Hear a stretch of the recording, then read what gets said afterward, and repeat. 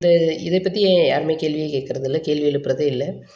So இந்திய சமூகத்துக்கு வந்து இந்த குழந்தை திருமணமும், குழந்தைகள் மீதான பாலியல் வன்புணர்வுகளும் அண்டு பிணத்தை சாப்பிட்ற ரிச்சுவல் ரிச்சுவல் பீப்புள்ஸ் இருக்கிறதும், நிர்வாண சாமியார்களை இன்னும் எந்த ஜெனரேஷன் 2026 ஆயிட்டோம். ஆனால் இன்னுமே வந்து நிர்வாண சாமியார்கள்லாம் இங்கே நடந்துகிட்ருக்காங்க. கோமணத்தோட நாரத்தில் வந்து கோவிலுக்குள்ளே போகிறவங்கலாம் இருக்கான். கோவிலுக்குள்ளேயும் போகிறான், ஸ்கூலுக்குள்ளேயும் போகிறான், பள்ளி குழந்தைகள்கிட்டேயும் பேசுகிறான்.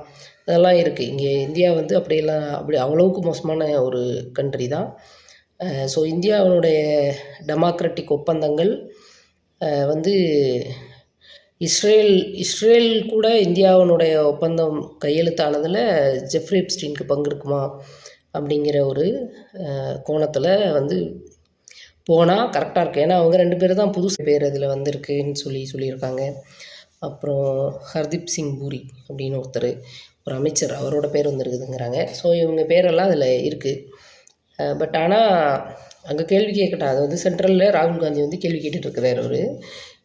இங்கே வந்து இதை பற்றி யாருமே கேள்வியே கேட்குறதில்ல, கேள்வி எழுப்புறதே இல்லை.